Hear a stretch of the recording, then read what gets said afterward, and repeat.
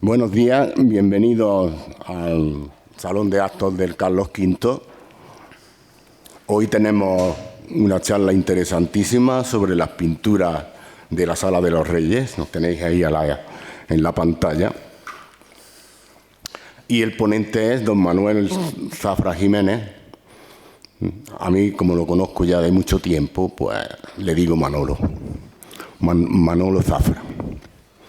Manolo Zafra es maestro, licenciado en Geografía e Historia y creo que en Ciencias de la Educación, pero sobre todo lo que le gusta es llamarse es maestro. Nos sentimos orgullosos, nos conocemos desde hace ya más de 30 años. Coincidimos en Fuentevaqueros como maestros, como el director del Federico García Lorca de primaria, y después en el IES Fernando de los Ríos, también de Fuentevaqueros. A partir de ahí, pues, la docencia es su principal dedicación durante mucho tiempo, aunque aquí este personaje que yo tengo a la izquierda no para él no existen las jubilaciones ni termina el trabajo. Ya desde que empezamos allí era continua su dedicación a mejorar la docencia, especialmente en la etapa en que coincidimos para la atención a la diversidad, a los alumnos que en realidad tenían más deficiencias sociales y culturales. Incluso llegó a proponer un sistema de organización del centro que tuvo una recompensa en el reconocimiento en otros centros. Fue un referente.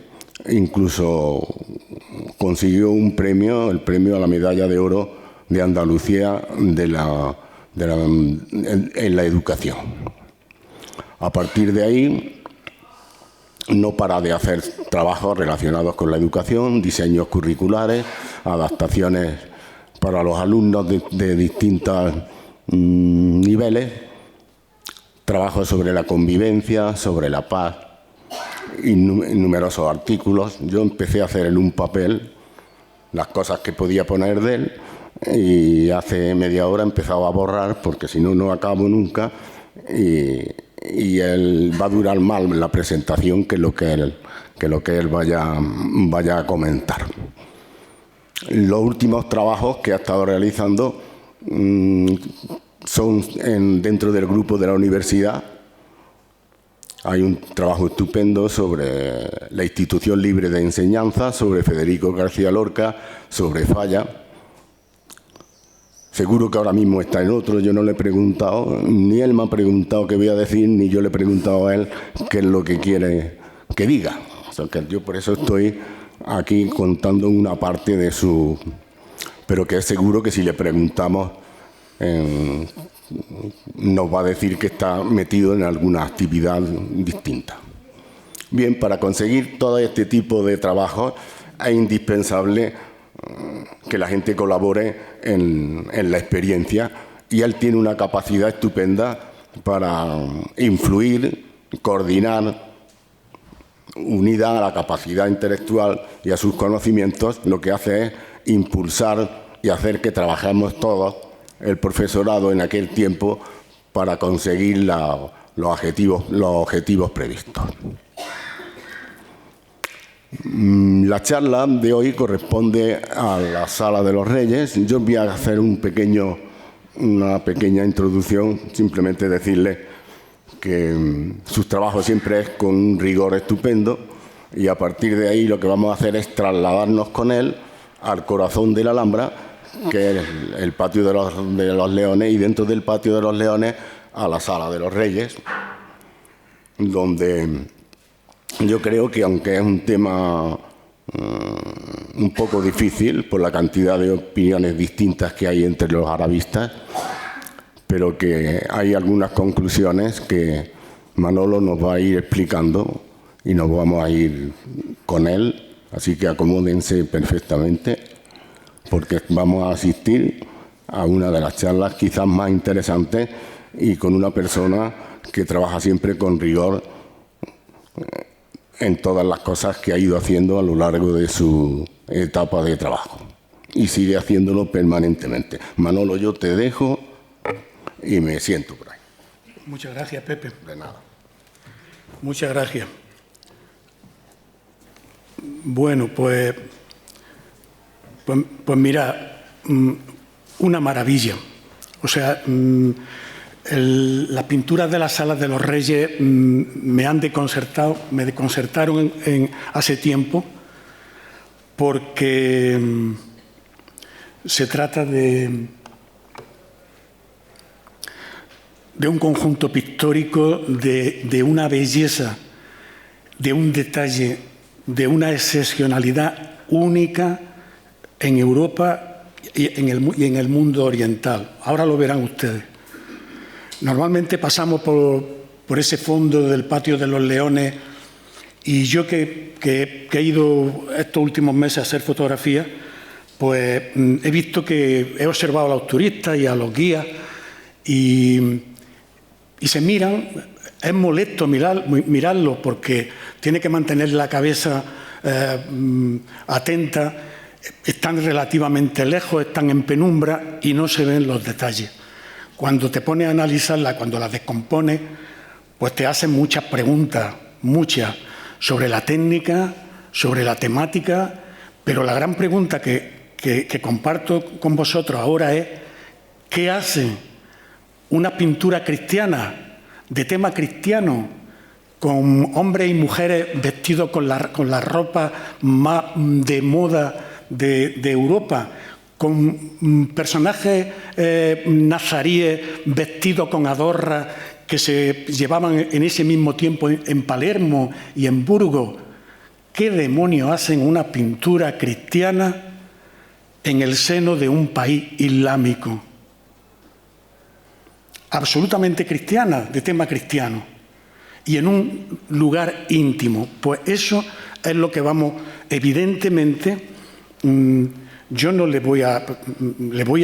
vamos a asomar por una ventanita, y el objetivo mayor que tengo ahora mismo con ustedes es que podamos verla con cierto detalle y podáis terminar haciendo las preguntas que yo me acabo de hacer.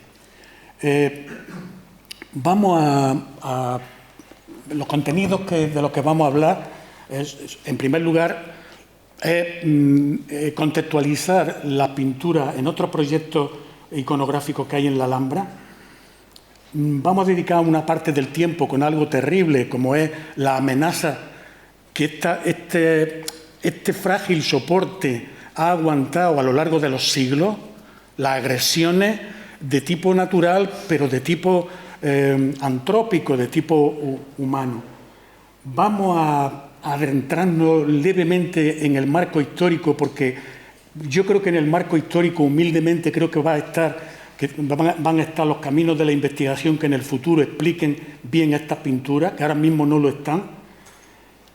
Nos vamos a acercar a la estética del gótico internacional cuando llega al Reino de Granada, y vamos a ver ejemplos sorprendentes fuera de las pinturas, algún ejemplo sorprendente. Y finalmente, pues vamos a mirar hacia arriba, vamos a mirar hacia el Edén. Ya les adelanto que las pinturas tenemos que imaginarlo como un paraíso proyectado hacia arriba, hacia el mundo sideral, hacia el universo imaginario de lo que es el jardín feliz, el Riyad al-Said, del imaginario musulmán, que en cierto modo se comparte con el imaginario cristiano. Finalmente veremos la bóveda central, que es fantástica, es también sorprendente. Haremos unas reflexiones finales y un poquito más de un minuto que le tengo preparado al final. Bien, ¿cómo está la investigación sobre las pinturas? Pues miren, no hay ningún proyecto holístico, integral, que la explique. Creo que han sido los restauradores jóvenes, las últimas generaciones, los que, a través de los estudios previos a abordar la restauración, como ya, siguiendo la escuela de don Leopoldo Torres Balbás, han hecho estudios previos maravillosos y dan pistas fantásticas sobre todo sobre aspectos técnicos y aspectos materiales. La historiografía y sobre todo la historia del arte, y dentro de la historia del arte la iconografía comparada ha dado frutos fantásticos, como por ejemplo los trabajos de Carmen Berni, una alumna del maestro Diego Angulo, que se ha dedicado al vestido y haciendo iconografía comparada con el vestido en Europa, ha aterrizado en la Alhambra y gracias a eso ha podido contrastar y fijar una de las pocas cosas que sabemos con seguridad, según Antonio Fernández Puerta: la fecha, la datación, el margen cronológico en el que nos movemos. Tengo mucho que agradecerle a los escritos de María José González López, porque con su equipo ha entrado científicamente en algún análisis de los materiales que hoy superan, como es natural, ese informe de alarma que dio el querido maestro don Jesús Bermúdez Pareja, que tuve la enorme fortuna de que fue profesor mío en Pontezuela, un hombre bueno y un hombre sabio, que en el año 70 lanza un informe de alarma sobre el peligro que corrían las pinturas, y desde luego le agradezco mucho los dibujos prestados y los planos prestados a Pedro Salmerón, porque nos van a aclarar mucho sobre los desastres que nos van a permitir después explicar. Mira, en la Alhambra no están solo las pinturas de las Salas de los Reyes. Hay 3 programas iconográficos más. Uno de ellos está en la Casa del Partal. Fíjense en esa casita que le hemos señalado ahí pequeña, si la han visitado, pero para los que no la hayan visitado le diré que son 7 metros cuadrados, con un programa iconográfico que a mí me resulta muy útil en el museo para explicarle a los niños la antropología de la vida cotidiana de la Alhambra, sobre todo los temas como la caza, el regreso de la guerra, las reuniones familiares. Es fantástica ese programa iconográfico que se descubre allá por el año Modesto Sendoya, haciendo una obra de reparación, la descubre, están muy mal conservadas. Los frescos del peinador de la reina son una maravilla del siglo XVI. Julio Aquiles y Alejandro Mainer, 2 pintores de la escuela de Rafael, son llamados por Francisco de los Cobos para que pinte en Úbeda la cúpula de la escalera del Hospital de Santiago y alguna casa más. Y aquí, en la Alhambra, desarrollan un programa de pintura que canta de una forma majestuosa la expedición de Carlos V a Túnez, con un programa de Grutesco y Candilieri de un Renacimiento muy evolucionado, que tiene su continuidad en otro programa muy deteriorado de la pintura de las salas de las habitaciones del emperador. Se han hecho intentos de reparación, en fin, no quiero detenerme porque tengo cierta ansiedad por llegar a las pinturas. La Sala de los Reyes, como espacio real, como espacio importante, por si alguien no se acuerda muy bien, la tienen ustedes en la fotografía de la izquierda. Es un espacio absolutamente precioso, diáfano, con esos arcos apuntados de mocárabe que a modo de cortina matizan la luz. Fíjense, está en la crujía, en la parte oriental del Patio de los Leones, que tiene una orientación norte-sur, este y oeste perfecta. Esta es la parte oriental, y que la tenemos aquí señalada. ¿Cuál ha sido su funcionalidad? Ha habido muchas discusiones, se han dicho muchas cosas. Ya le adelanto que la investigación en esto se tira mucho los trastos.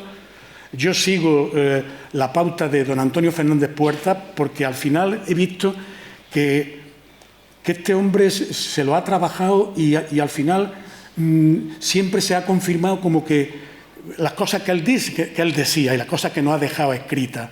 El legado de don Antonio es impagable y yo pienso que pasará con él lo que pasa con don Leopoldo Torres Balbás. Él afirma que se trata de un lugar de reunión familiar, posiblemente de banquetes y de comidas. Se ha dicho perdón, que fue una biblioteca. Se ha dicho que fue mezquita con cierto origen, ahora, pero él desmonta ese tema. Aquí lo tienen, el espacio que vamos a ver, lo tenemos aquí enfrente. Esa es la sala, esos tejados cobijan las cúpulas de mocárabes de la Sala de los Reyes, algunas, el templete oriental, y vemos el plano que don Pedro Salmerón hizo para explicar un poco el espacio. El espacio es un espacio muy simple. Fíjense que está el templete, luego tenemos un pequeño pabellón, una pequeña galería, y luego un salón corrido, jalonado por 3 cúpulas de mocárabes maravillosas. Las vamos a ver, en las que alternan cúpulas de mocárabes más pequeñas de base rectangular. Esa cúpula que le he puesto ahí una, detrás, inmediatamente detrás, tienen la alcoba que sostiene la bóveda falsa de los Reyes, motivo de esta charla. Fíjense, la Sala de los Reyes,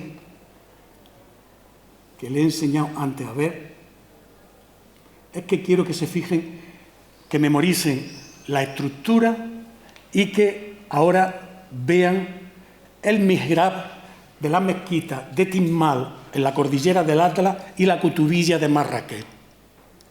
Ese espacio está inspirado, si os fijáis en el plano, tiene una explicación histórica porque Muhammad V estuvo exiliado en Marruecos después de un golpe de Estado que sufrió, tuvo que salir por piernas del Generalife y estuvo un periodo de tiempo exiliado, y su exilio junto con su secretario, con Ibn al-Khatib, ellos visitan mucho estas mezquitas y la idea del arquitecto no es para entretenernos ahora en esto porque el tema es apasionante.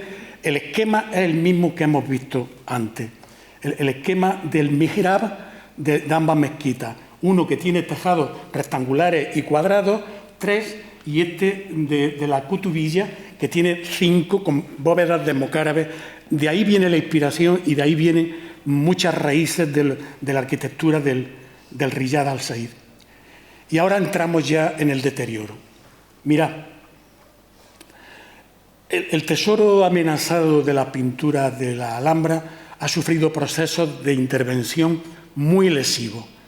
El año 1501 ya la Laing, acompañando a Felipe el Hermoso, ya no habla de que la capilla, de que se estaba utilizando la Sala de los Reyes como capilla, y habla, es el primero que le atribuye a las imágenes centrales que son reyes. Evidentemente parece ser que no lo son. Sin embargo, un poco después, en 1576, hay que derribar la mezquita Aljama para levantar la parroquia de Santa María de la Alhambra, y ese espacio que han visto ustedes se convierte en parroquia. Dice don Jesús Bermúdez Pareja que tiene que poner, hay que tapar las pinturas, porque claro, no se va a celebrar misa allí con aquellos personajes islámicos de la bóveda central, y poco después hay que habilitar una vivienda para el párroco, y encima de las pinturas, lo van a ver ahora, en el desván que queda en el espacio, que era un espacio aireado perfecto, pues allí se va a construir una vivienda. Se abre Santa María de la Alhambra y vuelve otra vez a ser la Sala de los Reyes capilla, pero fíjense ustedes, en la fotografía de la izquierda de Pedrosa y Bacariza ven ustedes un tejado corrido que es el que protege a las pinturas. También se ve en un grabado maravilloso anterior del siglo XVIII, en el que al frente un tejado corrido protege las pinturas. Pues bien, el año 1855, Rafael Contreras y un equipo de arquitectos deciden quitar ese tejado, que va a ser el origen de grandes problemas. Tenemos la providencial fotografía de Soulier, el mismo año que empiezan la obra y que se está desmontando el tejado. Y fíjense, lo que se hace al final es el tejado continuo, se desplaza, se quita, y se sustituye por 3 cubiertas independientes, que realmente no son 3, son 11. Los arquitectos Contreras, Puzneire y Baltasar Romero van a sustituir las cubiertas corridas por pabellones de tejado independiente. El año 1859 se basa el templete que le voy a contar. Para el que no lo sepa, le diré que no lo recuerde, es que ese templete pues, es un pegote que hacen estos arquitectos por poner a la Alhambra de moda y que luego don Leopoldo Torres Balboa va a quitar y le va a costar pues, salir de Granada deprisa. Don Jesús Bermúdez Pareja, en el informe del que le he hablado, hace un esquema precioso, clarísimo, didáctico, de cuál ha sido la evolución de la agresión que han sufrido las pinturas desde el punto de vista estructural. En la número 2, en la segunda, porque la número 1 se refiere al Maristán porque el sistema de aireación de las pinturas que era perfecto, como el de las habitaciones de los enfermos del Maristán. La Sala de los Reyes en época musulmana era como está aquí, tejado corrido, colgadizo, o sea, un tejado más abajo, corrido, protegiendo integralmente las pinturas, que la tienen ustedes ahí esquematizada en un arco de medio punto, pero llega la reforma de tiempos de Felipe II, la que le he dicho que convierte aquello en una vivienda para el párroco, que se va a llamar la vivienda de Doña Clara, que la vamos a ver también en un dibujo muy poco conocido de Richard Ford, y sitúa una viga encima y nos llega en el siglo XIX, nos llega así, con la vivienda arriba. Hay un desplazamiento del tejado, hay una galería en esa número 3 que ven ustedes de entrada de aire y la reforma de la Sala de los Reyes a partir de 1855 que antes les he mostrado. Fíjense cómo al hacer tejados independientes hay que poner canales abriendo una brecha de vulnerabilidad para la pintura, incluso para la propia estructura del edificio. La vivienda de Doña Clara, para que se sitúen, les diré que esto ya da al partal, es la parte de atrás de las pinturas, de donde están las pinturas, es la parte de atrás de esa crujía, eso que ven ustedes aquí, es una cuesta que conduce a la calle Real Baja y a la Rauda, al cementerio musulmán. Tienen también un esquema de cómo al colocarse vigas directamente de la pintura hay escritos de memoria de albañilería que se encendían lumbres y todo durante la época de construcción y piensen que, ya verán, es un material delicadísimo, ¿no? Pedro Salmerón Escobar nos hace una perspectiva muy clara de las cubiertas de la Sala de los Reyes en esa reforma de Rafael Contreras, dividiendo la cubierta unitaria en 11 pabellones independientes. Y antes de abordar las reformas que se van a hacer en este siglo ya, pues el estado de deterioro y lo que se encuentran dentro de las bóvedas es inenarrable. El informe de don Jesús Bermúdez Pareja nos habla de cómo están estructuradas y los que no las conozcan vamos a tener el gusto y voy a tener el gusto de compartir con vosotros la interioridad de la estructura. Mirad, se trata de la estructura que sostienen las pinturas de la Alhambra, son lo que llaman los técnicos reversos, realmente reverso en la parte de fuera y se queda casi como la forma genérica de nombrar a estas artesas, a estas barquitas, a estas formas abarquilladas. Los reversos, los anversos son los que sostienen la pintura. Hace un esquema don Jesús Bermúdez Pareja que, bueno, no sé que no lo veis, pero os explico. Sencillamente se trata de una artesa abarquillada o esquifada, posiblemente hecha por carpinteros de Ribera. Todos los técnicos coinciden en que quien hace esto no es un carpintero de interior, porque es que están hasta calafateadas, pero calafateadas con materia orgánica, para que las maderas ajusten bien. Tienen unas costillas que sostienen maderas de álamo, estudiadas con dendrocronología, de pino. Esto se conoce muy bien, con materiales como clavos de hierro que sostienen a la pintura y de cañas de bambú que la estiran, y el uso de la cola que se usaba antes, de la caseína, Las pinturas que siempre se han dicho que estaban hechas en piel de cordero, no. Los análisis de ADN mitocondrial han dado que es piel de caballo tratada, estirada y preparada con una capa de yeso y cola para recibir la pintura. Las reformas que se hacen entre el 2003 y el 2015, Pedro Salmerón, el arquitecto, dice con cierta gracia, pero con una verdad rotunda, que en la restauración de este conjunto la casa se empieza por el tejado. Porque, claro, había que renovar los tejados, las cubiertas, para poder finalmente abordar con un margen grande de seguridad el deterioro gravísimo que vaya a haber que se produjo en las pinturas. Entonces, él da una solución, y la solución que da es respetar los tres módulos que sostienen, que cubren las pinturas de mocárabes, y las rectangulares, que la hacen, se ven aquí, que se le hacen con una techumbre de cobre que ocupa menos lugar, hace una renovación total y, atención, hace algo muy interesante.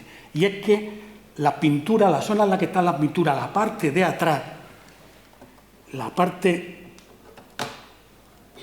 esta de aquí, este alero que da al partal, hace una cubierta envolvente en U, unitaria, que va a dar, esperemos, un resultado fantástico. Fíjense que cambia la armadura de par y hilera, la hace corrida toda entera, se van a cambiar los tejados y se va a habilitar, ahí se ven los anversos ya restaurados, la restauración de los anversos ha sido apasionante, el trabajo que se ha hecho aquí estos años atrás, y una de las cosas que hace el equipo de don Pedro Salmerón cuando diseña esta reforma es darle accesibilidad al mantenimiento de las cubiertas, aparte de colocar una serie de puntos sensibles que detectan humedad, cambios de presión y posibles interferencias externas, de forma que está muy controlado. Aquí en el esquema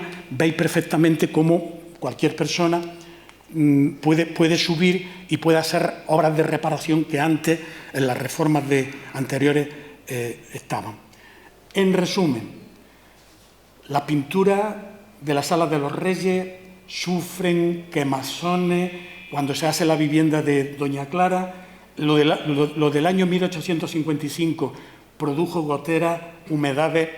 Los arquitectos que han reparado estas cubiertas han encontrado roedores, pájaros de todo tipo muertos, desprendimientos, grietas, dilataciones que han tenido una incidencia, pues bueno, algunas de las restauraciones que se han hecho, como la que hizo Gudiol el año 60, es que parece ser que fue bastante grave, ¿no? Porque se aplicó alta temperatura a cera y entonces pues lo que se hizo fue provocar desprendimientos, algunos de los cuales ven ustedes ahí. La preocupación por el mantenimiento de estas pinturas viene desde la época, viene desde el siglo de la Ilustración, desde el siglo XVIII. La Real Academia de Bellas Artes de San Fernando manda, los que estáis familiarizados con el mundo de la historia del arte, sabéis que se manda a todos los lugares de España. Era imposible preservar un patrimonio que los ilustrados empezaron a valorar, y entonces se mandan pintores para hacer esquemas, para hacer cuadros, por si alguna vez había fondos y medios para repararlos. Entonces aquí a Granada llega, y a Córdoba y a Sevilla, a varios sitios llega Diego Sánchez de Sarabia para pintar unas pinturas, pero miren ustedes, esta gente cuando llega, pues se enamora de las pinturas y pintan lo que quieren. Cuando los restauradores han querido utilizarlas como referencia, por ejemplo, esta pintura que es de la bóveda del desafío o del ajedrez, pues que no tiene nada que ver con la pintura que vamos a ver ahora después en la Sala de los Reyes. O sea, se toman una libertad tremenda. Algunos acuarelistas lo hacen un poco mejor, son muchas, y parece ser que son los calcos los que le han servido a los restauradores para llevar a cabo una reconstrucción fidedigna, aunque hay daños irreparables. En resumen, para no calentaros la cabeza demasiado y que tengamos un esquema claro, a principios del siglo, a partir del 2001, se empieza a hacer estudios previos para hacer una reforma integral del Patio de los Leones, que acordaros que afectó también a los Leones de la Fuente. En la segunda fase se aborda la arquitectura, el continente, y ya en una tercera fase, cuando está el tema de las cubiertas resuelto y el tema de los reversos, que han dado mucho la lata porque ya habéis visto en qué estado estaban, pues se aborda la restauración de la pintura de los Reyes, que hoy disfrutamos y que vaya a ver que son alucinantes. Los mocárabes, que son la otra maravilla de la Sala de los Reyes, sufrieron también todo tipo de agresiones y, claro, se abordaron también el profesor Ramón Ruiz Domene, el coordinador de los yesos, de las yeserías, de los mocárabes. Le admiro. Miren, sigo un poco las cosas que hacen los guías de la Alhambra. Seguimos con respetuosa distancia las cosas que se hacen aquí y les digo que hay gente maravillosa trabajando con un gran nivel. Aquí lo tienen ustedes, es la bóveda central de Mocarábe, sin comentarios. Y vamos ya a aproximarnos a la pintura. Vamos a ver. La pintura de la Alhambra empezamos a entenderla si entendemos algunas variables.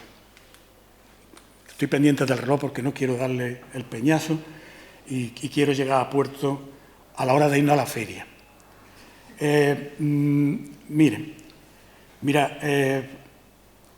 Vamos a situarnos en el tiempo. Vamos a situarnos en el tiempo y en la mentalidad, que va a costar un poco de trabajo, porque, claro, todos tenemos el prejuicio de lo que es un país islámico y hay variables importantes que olvidamos. Entonces, voy a ser muy esquemático y muy claro en la medida que pueda. El reinado de Muhammad V, Miguel Ángel Ladero Quesada, el gran admirado historiador, le llama que es un periodo de paz insólita. Lo que pasa, la suerte o la inteligencia que tiene Muhammad V y su corte con ese maestro al lado que fue Ibn al-Hatí, es de una inteligencia tal que convierten el sultanato nazarí, lo convierten en una isla de paz y de progreso, siendo muy débil políticamente en el contexto internacional y siendo muy débil incluso a nivel interno, pero muy fuerte en cuanto que las relaciones internacionales que el Diwan, el Consejo de Ministros que rodea a Muhammad V, va a establecer relaciones, en primer lugar, con Pedro I de Castilla, al que le debe Muhammad V, le debe muchísimo, porque, como muchos sabéis, es el que realmente lo rescata del exilio y, además, quien va a recolocarlo otra vez en la Alhambra. Él va incluso a matar con propia mano en los campos de Tablada al rival de Muhammad V, a Muhammad VI, que es el que lo suplanta en segundo lugar en el trono. La amistad de Pedro I de Castilla con Muhammad V es ejemplar. Es que se vestían lo mismo, es que se prestaban arquitectos y albañiles para la obra, es que emiten una moneda que tiene el mismo peso, la misma ley para facilitar los intercambios internacionales. Es que Muhammad V le ayuda en su guerra con el hermanastro, con Enrique II de Trastámara. Es decir, hay una gran implicación. La situación en los estados magrebíes, que ahora vamos a ver al otro lado del Mediterráneo, también es milagrosamente favorable para Muhammad V. El imperio meriní, que vamos a ver ahora, que había estado influyendo en la política de la Alhambra, que la había eclipsado, que la había manipulado, que de alguna forma Muhammad V y su antecesor, Yusuf I, el padre, que, claro, Yusuf I padre de Muhammad V, a partir de que sucede la derrota de la batalla del Estrecho, tan en disputa, él pliega vela y piensa lo que pensó Muhammad I cuando se junta con Fernando, cuando se enfrenta con Fernando III el Santo. Esto, o me llevo bien con esta gente, o el sultanato desaparece. Entonces pliegan velas y van a llevar una política de alianza y de colaboración pues muy beneficiosa. Los demás reinos, ahora lo veremos, los demás sultanatos de imperio, pues, por ejemplo, con los mamelucos de Egipto van a llevar una gran amistad. Y mira, quizás lo que más explica la pintura es esto que le voy a contar, lo que tiene más que ver, ya se lo adelanto. Los flujos comerciales entre el Reino de Granada y el resto de Europa. Ahora lo vamos a ver despacio. Mirad, el puerto de Málaga y el puerto de Almería son dos puntos de salida de materia, la seda, la almendra, los higos secos que tanto canta Ibn Battuta, con unas referencias muy graciosas que tiene, la cerámica, las armas, los productos de lujo, es que salen del puerto de Málaga, sobre todo, por ejemplo, el tema de la cerámica o de la seda, y es que recorren tanto los caminos interiores como los caminos del Mediterráneo, y los productos granadinos, es que Génova, la Génova del final del siglo XIV, el progreso de Génova en el siglo XIV y de alguna república, de algunas ciudades repúblicas italianas, no se entiende sin este comercio internacional que además va a provocar mucho flujo humano, incluidos pintores, incluidos artistas. Bien, Granada además es frontera literaria y, como dice Celia del Moral, y puente multicultural, porque la frontera, mi querido amigo el profesor don José Rodríguez Molina ha estudiado esto y nos ha hecho ver muy claramente cómo era la permeabilidad entre la frontera del Reino de Granada y del Reino de Castilla, y cómo los muchachos de uno y otro lado de la barra se enamoraban, y cómo se alquilaban pactos, y cómo el condestable Lucas de Iranzo en Jaén celebra fiestas invitando a los moros de Campillo de Arena y les lleva vino. Hay otra historia, que es la historia de las relaciones humanas, que muchas veces olvidamos. Por eso os decía que tenemos que irnos un poco, a hacer un esfuerzo e irnos a otra historia, a la historia pequeña. El panorama era este. El reino nazarí es una isla con, afortunadamente para el reino nazarí, con un Pedro I enfrentado a Aragón, con un Pedro I enfrentado a su hermano Enrique II de Trastámara, que lo termina asesinando, en una monarquía meriníe, y tanto en Argelia como en Túnez, de capa caída, en retroceso, y en un floreciente comercio mediterráneo que aquí les matizo. Almería, Málaga, Granada son un triángulo fantástico. El profesor Ladero Quesada habla de una paz opulenta. Hay una jerarquía, hay una clase alta nazaríes que gracias al comercio, a ese comercio con Génova, menos con Venecia, pero sí con Florencia, un comercio que va a Montpellier, que va al Golfo de León y que llega hasta la isla británica y que aprovecha los fletes y los trae con tejidos de los Países Bajos y del propio sur de Inglaterra. El mapa de las relaciones comerciales del Reino de Granada es muy importante. Y luego la otra historia, la historia de lo que llaman algunos historiadores la superestructura, el camino iluminado por la ciencia y la filosofía. El Reino de Granada, el siglo XIV es un siglo muy problemático. Es el siglo de la peste negra, es el siglo de la ortodoxia cristiana y es el siglo de las matanzas de las racias que se hacen contra los judíos. el año que muere Muhammad V se produce una tremenda y muchas criaturas tienen que venirse, son cobijadas aquí en el Reino de Granada. El año pasado hablábamos aquí del tema. Sin embargo, curiosamente, es un periodo de florecimiento. No les puedo hablar de todo, pero se produce una pléyade, una constelación de sabios que van a imprimir carácter al siglo, porque van a modificar tanto las universidades escolásticas antiguas y las madrasas, por ejemplo, del Cairo, una que hay muy buena en Ceuta, las de Marrakech, las de Fez, las de Granada, donde van a presentar sabios que van a revivir esa obsesión por la traducción de los griegos.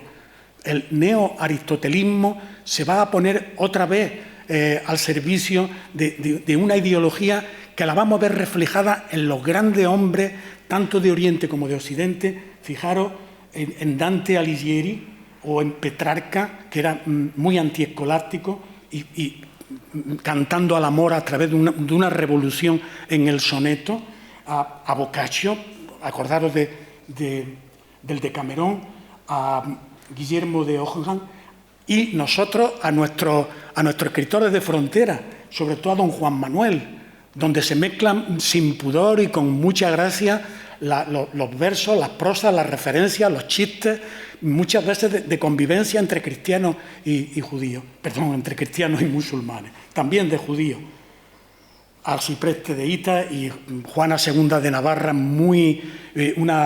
un avance en lo que es la mujer que se da cuenta que hay que proteger a los artistas y a la nueva burguesía de ese gótico naciente, de esos burgos que están naciendo en torno al Camino de Santiago y que traen prosperidad frente a una nobleza pasiva y que deja poco.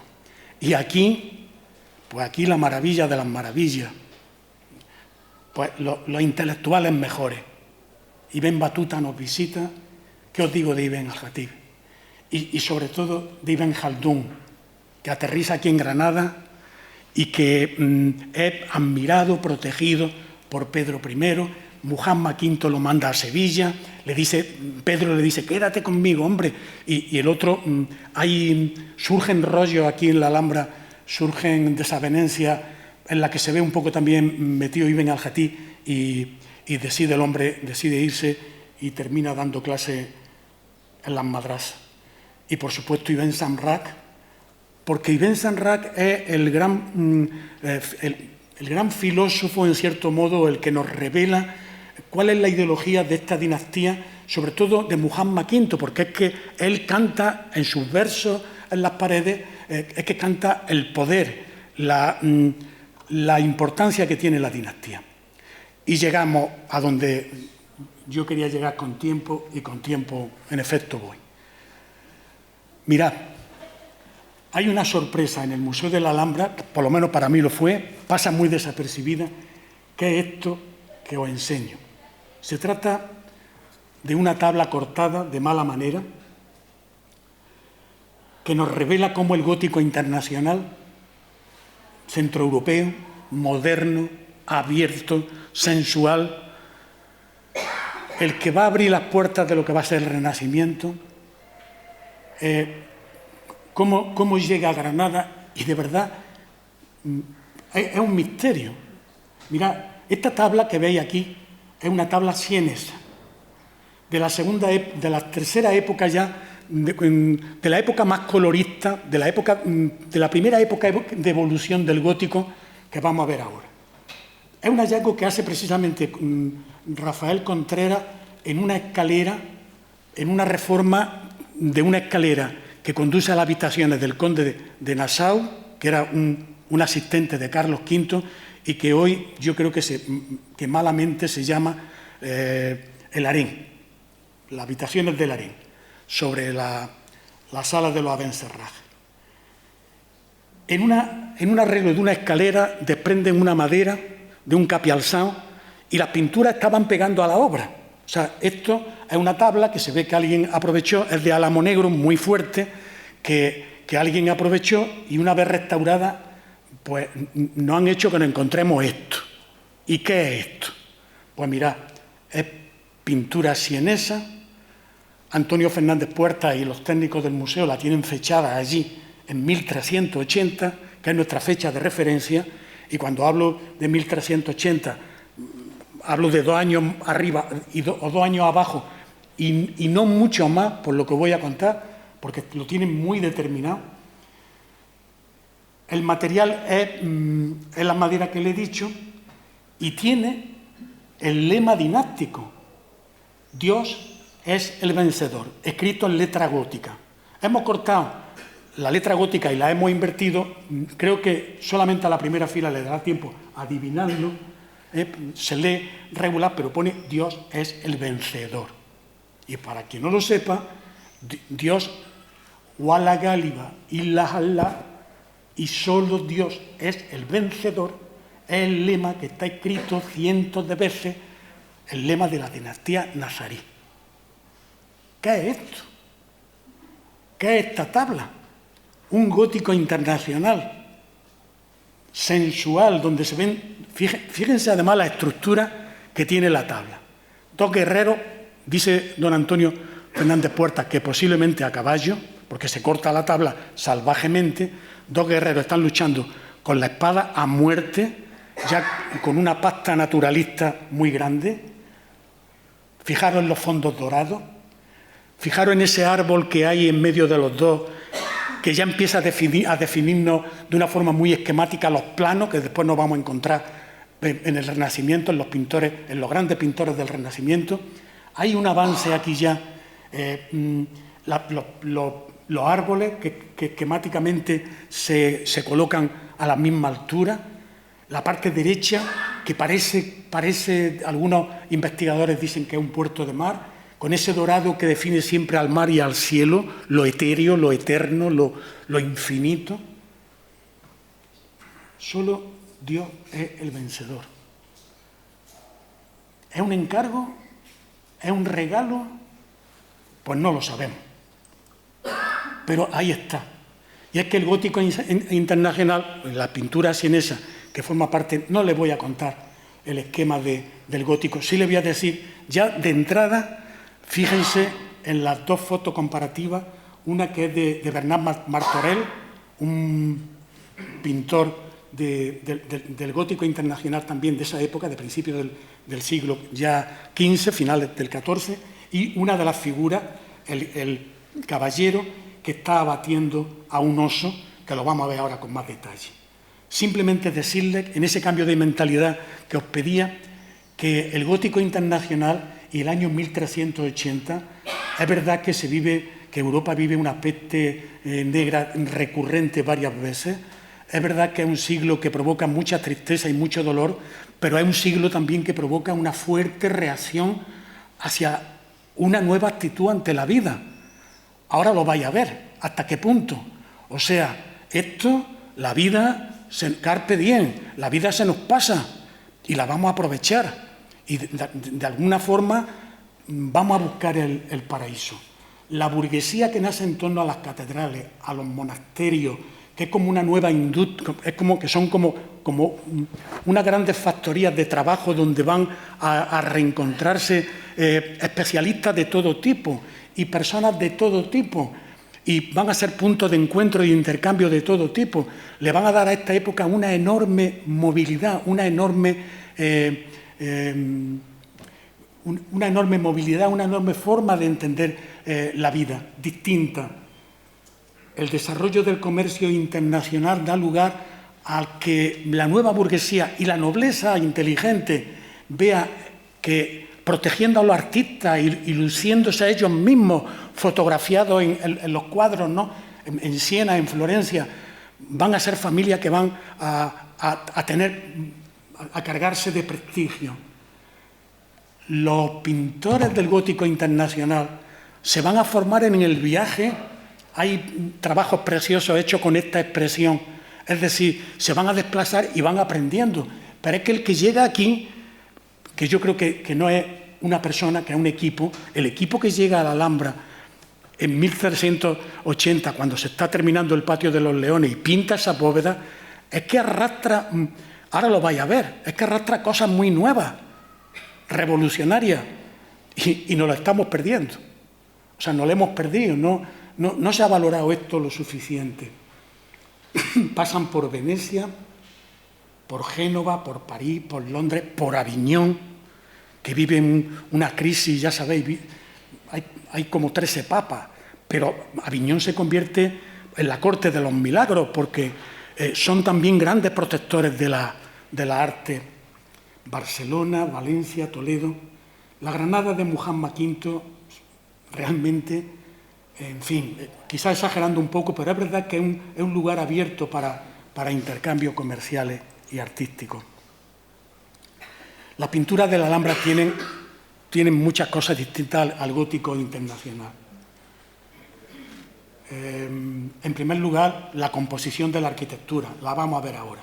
Por supuesto, los fondos dorados deslumbrantes, no solamente de oro, sino es que algunas espuelas vistas al zoom es que son de plata. La naturaleza como escenario, como paraíso, como Edén. La internacionalización de la moda.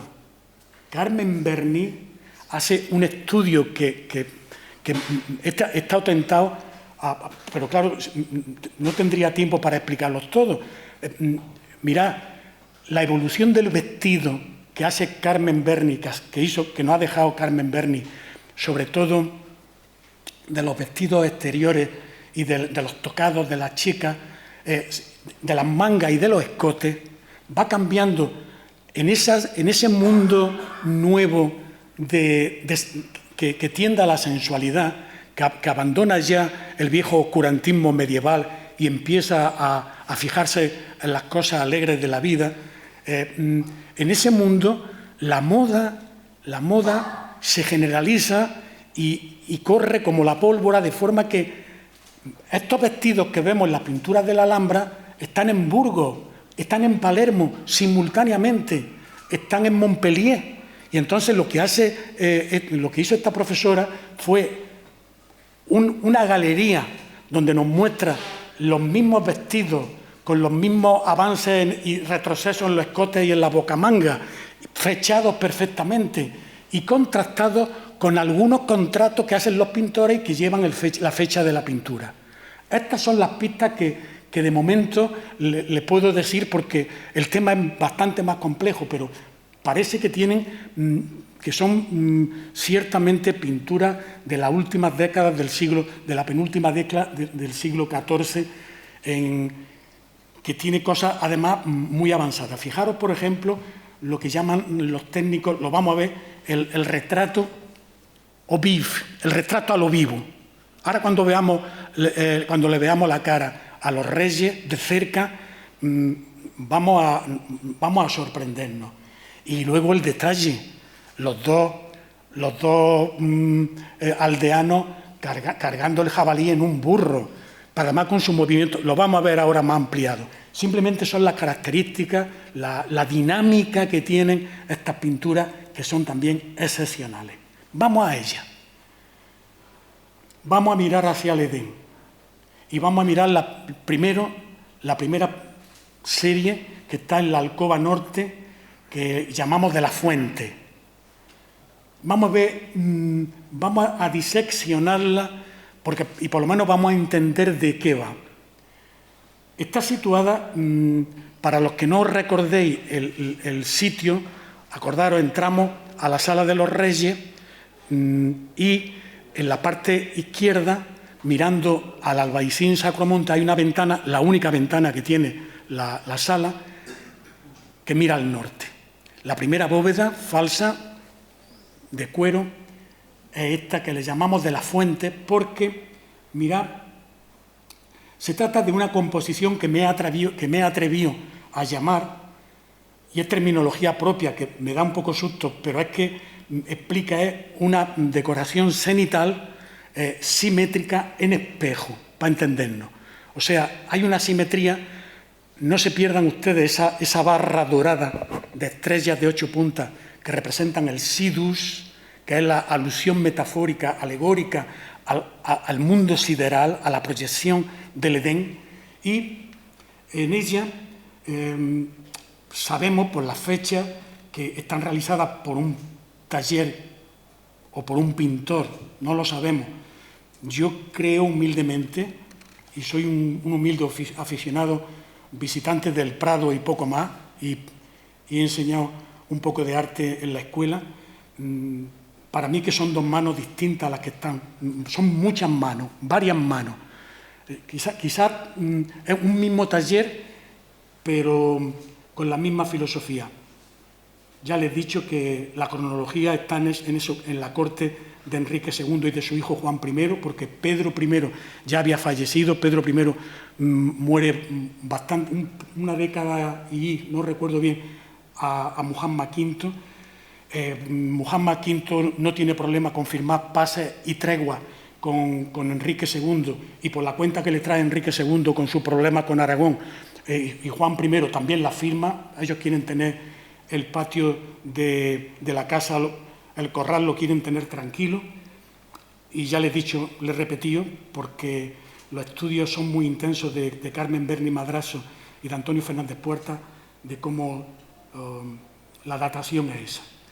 Las temáticas centrales son la fuente de la juventud o de la vida, el castillo del amor, la casa como manifestación de amor, de nobleza y de mérito ante las chicas.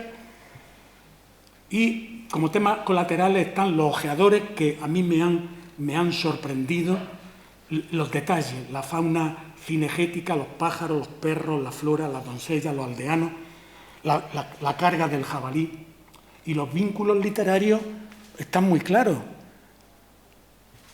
Es la literatura provenzal. Esto es el mundo de los trovadores, es el mundo de los juglares, y es el mundo que coincide con el relato del amor udrí, el amor que tanto barajan los poetas andalusíes y los poetas, de ese amor que supone gozar sufriendo porque no sabes si la vas a conseguir o no, y al final, si no la consigues, sufres, pero con amor.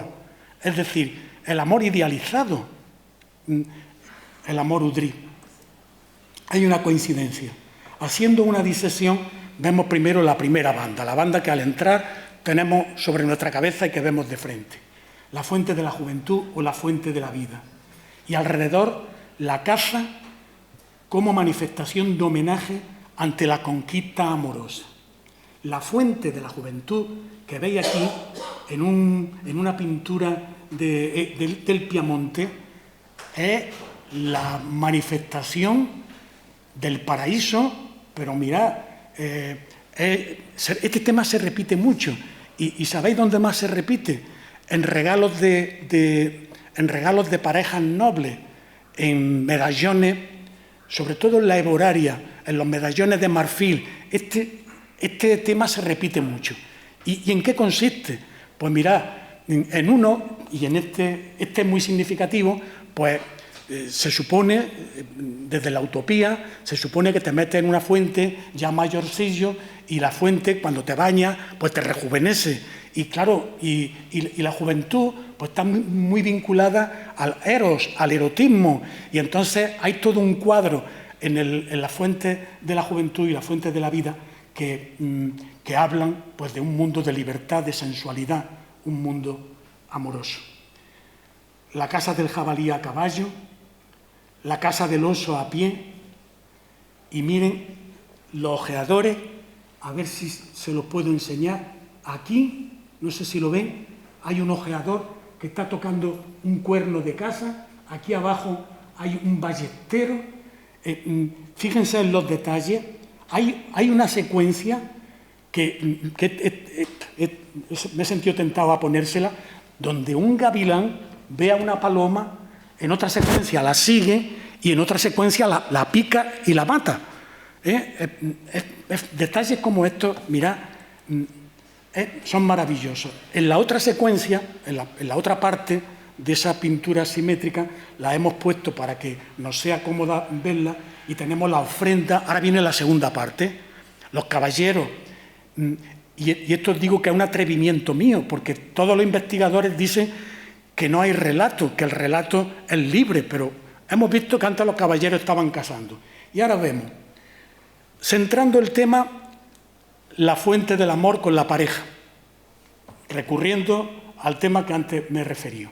Y a izquierda y a derecha he utilizado, para que lo veáis mejor, las copias que hizo Owen John en el siglo XIX, porque son muy fieles y hay dificultad para verlas en la propia fotografía, y se pixelaba mucho, y quería que vierais, por ejemplo, a la izquierda, como un caballero granadino le ofrece a una dama cristiana un jabalí, y en la derecha un caballero cristiano ofrece a una dama el oso cazado. Claro, la dama, yo supongo que ha aceptado a uno de los dos, están ante la fuente del amor y después están en el castillo del amor. Fijaros que el castillo ya no se ve en la dama sola, como la vamos a ver ahora después, ya se ve emparejado. Es como un ciclo narrativo, es como un relato que puede ser otro. Pero yo lo que me pregunto es, la familia nazarí, los invitados, situados debajo de las bóvedas y haciendo un relato de las pinturas, pues en un mundo donde no existía Netflix y donde no existían series, pues las pinturas pues dan mucho juego por este relato. Pero miren, es que es un relato cristiano, que sigo haciéndome la misma pregunta. Vamos a ver la siguiente. Seguimos mirando hacia el Edén y ahora miramos al otro lado de la sala.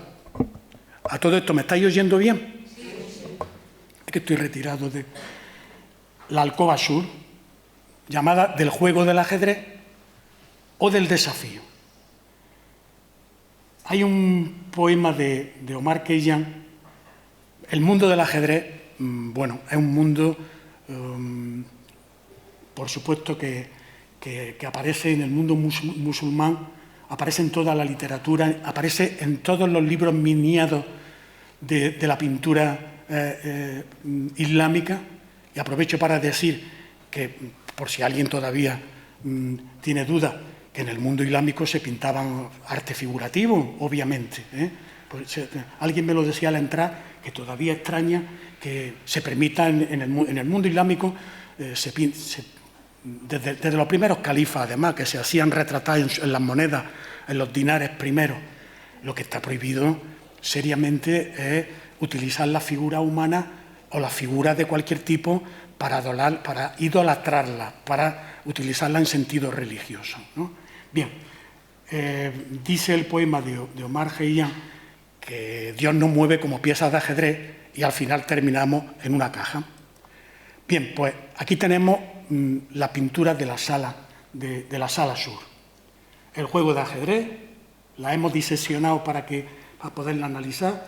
El caballero nazarí, que está cazando una sierva, la lucha con el león, la caza del oso, el duelo en la frontera, un caballero cristiano contra un caballero nazarí, el castillo y la dama, otra vez el castillo, y el sátiro herido, que es interesantísimo esto, y la dama con el león encadenado. Es muy gracioso, visto con una visión, en fin, del siglo XX. La dama y el caballero jugando al ajedrez nos evoca un tablero de ajedrez que tenemos en la Alhambra, muy estudiado por Purificación Marineto, un estudio precioso sobre el significado del ajedrez y sobre lo importante que es el ajedrez en el mundo nazarí. En Taracea está hecho en varias maderas, con incrustaciones de marfil. Ahí lo tenemos y nos da mucho pie para explicar el tema a los visitantes. Tiene una ficha de hueso que, por cierto, se rescató en el castillo de Tiscar, en Jaén, y es una preciosidad.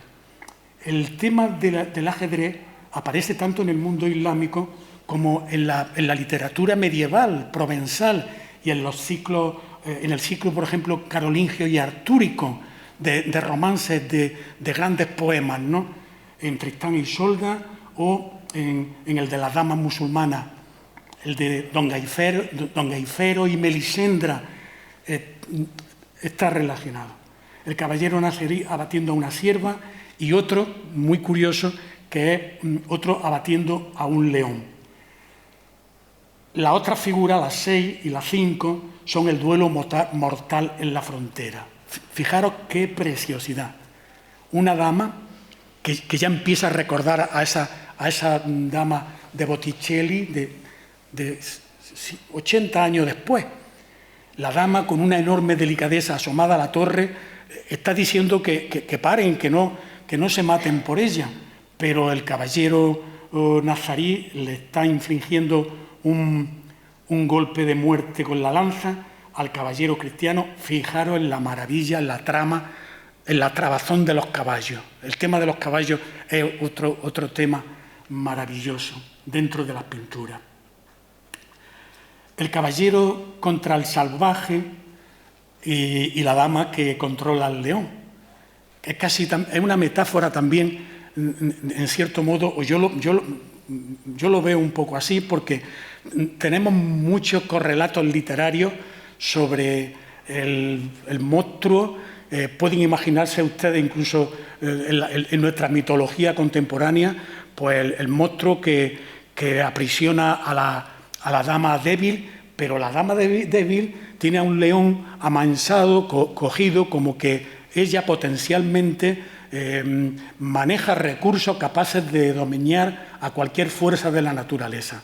El tema del león aparece en la huelga, aparece en Palermo, es otro tema recurrente, el tema del león y este salvaje que agrede a la chica indefensa, que luego resulta que no es tan indefensa.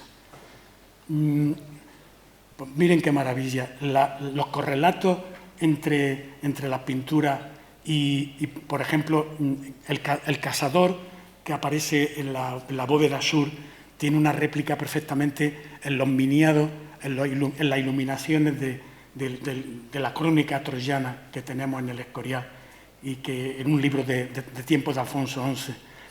Y lo que les decía, en el castillo de Alcañiz tenemos otro paralelo. O sea, es que el artista viene muy bien aprendido y viene con las temáticas para hacer una composición atractiva y compleja. Mirad, la clave de la pintura esta, a mí lo que me impacta es que, primero, hay una convivencia armónica entre una iconografía musulmana y cristiana, que eso es irrepetible. Lo dicen todos, yo lo he estado buscando, pero es muy raro encontrar algo tan complejo hecho donde haya cristianos y musulmanes protagonistas de un relato. Hay otra cosa que es la que más me sorprende. La pintura gótica en el gótico lineal primero es estática, luego después ya aparecen ciertos movimientos, pero es que aquí habéis visto los caballos, habéis visto los pájaros, pero ¿qué es esto? ¿Qué es esto? Es maravilloso. El jardín edénico, estamos en el Riyad al-Said, estamos en el patio de los leones, estamos en el jardín feliz. Y esto es una proyección aprobada por el sultán nazarí, porque realmente tiene concomitancia con el simbolismo del lugar, de la arquitectura, del continente que sostiene a las pinturas. No está en contradicción. El jardín edénico es el marco de una poética amatoria que nace en el amor cortés y en el imaginario de las historias de amor islámicas, sobre todo del amor udrí. Los elementos yuxtapuestos forman un espacio imaginativo que permite generar muchas narrativas. Yo le he dicho mi interpretación, pero perdonad, en esta segunda pintura no tengo muy clara la narrativa cuál es, ni la he visto escrita. Son flash que tienen cada uno aislado, tienen su significado, pero había que buscarle una trabazón, un texto, un relato coordinado. Y no les digo nada la coordinación, que tampoco la tenemos, entre los dos relatos, entre el de la bóveda norte y el de la bóveda sur. La proyección sideral está en todas las bóvedas. Hay como un decir, aquello es el paraíso y esto queremos que sea eso. O sea, es un mundo ideal y bueno, pues la Sala de los Reyes. En fin, no tenemos palabras. La bóveda central de la Sala de los Reyes o de la Justicia la hemos diseccionado también porque vale la pena que la analicemos mínimamente para que os vayáis con una idea de la maravilla, ¿no? Han pasado a lo largo de la historia, hay un debate tremendo con que si son reyes, con que si son juristas, con que si son ulemas, con que si son... mirad, reyes, en fin, me han dicho por aquí, me refiero a los expertos en lo que creemos, que tenemos próximo al museo, y además la iconografía que estudia esto, y Carmen Berni lo dice también en su obra profunda de análisis de la ropa. Reyes no es políticamente correcto que sean, porque es verdad que son 10 personajes, Muhammad V es el número 10, pero es que mirad, Muhammad V llega después de un golpe de Estado, que se produce un cambio de dinastía, en definitiva de una familia mal avenida. Pero además es que son personajes que tienen diferentes vestidos, que tienen diferentes... hay barbilampiños, pero los hay con barba. Ahora los vamos a ver. No tienen... Perdón. No tienen atributos de reyes, no tienen atributos de juristas. Sí hay uno que tiene un atributo diferenciador. Son 10 dignatarios de aspectos y edades distintas. Sus jinetas llevan un arriar esférico, que es una licencia del pintor. El arriar, el tope de la espada, ahí hemos colocado la espada que se le captura a Boabdil en la batalla de Lucena, la jineta auténtica, es esta. Pero en fin, el remate es redondo y puntiagudo en la espada. El escudo castellano, atención, que hay en los extremos, atención a esto porque es una pista muy interesante. El escudo castellano es de la Orden de la Banda, una orden que funda Alfonso XI y sobre la que hay también un debate. ¿Y qué debate hay con el tema este? Ahora le voy a decir yo lo que Antonio Fernández Puerta ha defendido siempre y después de una investigación muy exhaustiva. Hay que diferenciar entre estos escudos nazaríes que veis aquí, que veis entre las figuras 3 y 4, que es un escudo con una banda dorada, con unos dragones al principio y con 2 leones que sostienen al escudo. Están en los 2 extremos. La Alhambra tiene cientos de escudos con una banda, pero a los guías del museo nos entrenan y nos subrayan que no es un escudo de banda el escudo de los reyes de la Alhambra. El escudo que tenemos en la Alhambra, que está en yesería, en puertas y que reproduce el solo Dios es vencedor, es el escudo nazarí de Nasr, el emir que precede, bastante anterior a Muhammad V. Entonces, ¿qué hacen estos escudos aquí? Pues estos escudos dan señal inequívoca del vasallaje del reino nazarí sobre el reino de Castilla. Es que alguna gente todavía no lo sabe, pero si alguien nos ha enterado, desde Fernando III el Santo, cuando en 1246 se produce la conquista de Jaén, en Jaén se firma un protocolo de paz por el cual Muhammad I promete auxilium et concilium al rey Fernando III. Y a partir de ese momento, las relaciones de vasallaje entre la Alhambra y Castilla son permanentes. Y los tira y afloja que se suceden en reinados sucesivos, hasta que se produce la Guerra de Granada, que comienza en 1480, son tira y afloja propios de los flujos, de las tensiones, unas veces más fuertes y otras veces más flojas, de la frontera del reino. Mirad la manifestación del retrato. Ahí el profesor López de Corcelas dice que se trata, que estas pinturas deben de entrar de lleno en la historia del retrato nazarí, que son retratos. Realmente en Florencia, por ejemplo, en las cabalgatas de Reyes Magos de los grandes pintores, se retratan los burgueses y se retratan los nobles y aparecen allí. Pues ya saben ustedes, el Greco, ¿no? En el entierro del conde de Orgaz, pues, en fin, los nobles se reflejan.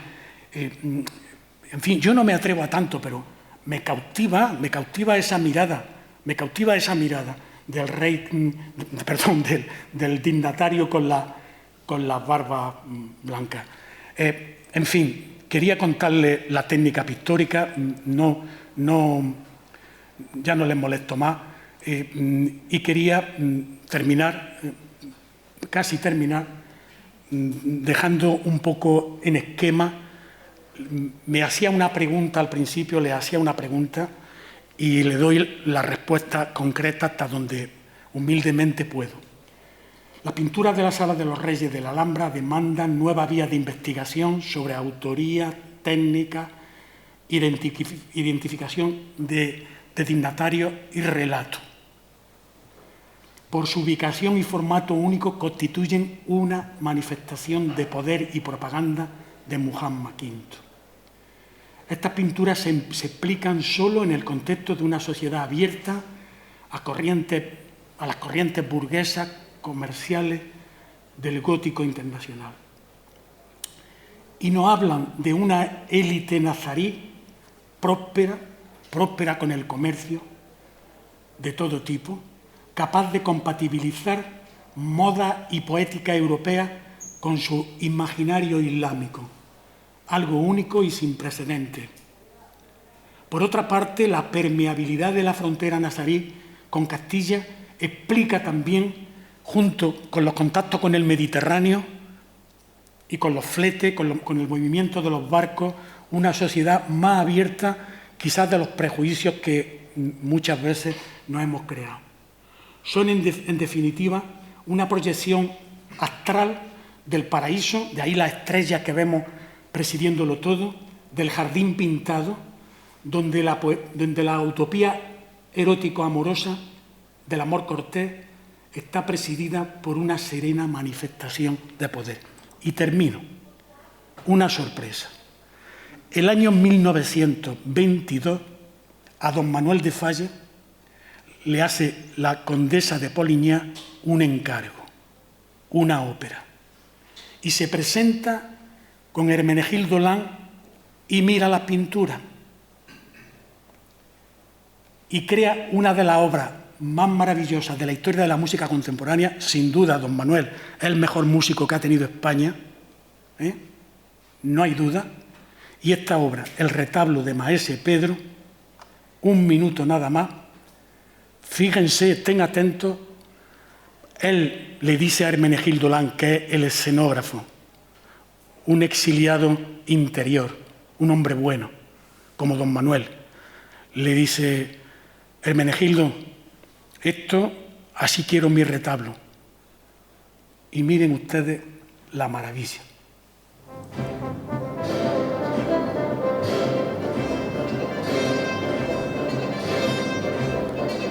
Van a ver a Melisendra asomada al balcón.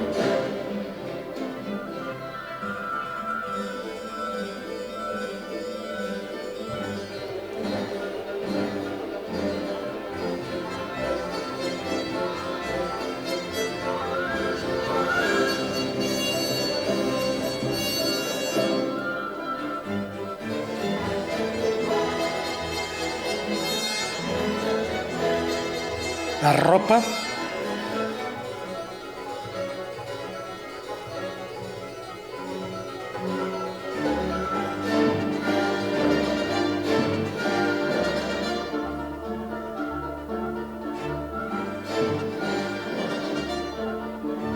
las estrellas, Melisendra. Es maravilloso.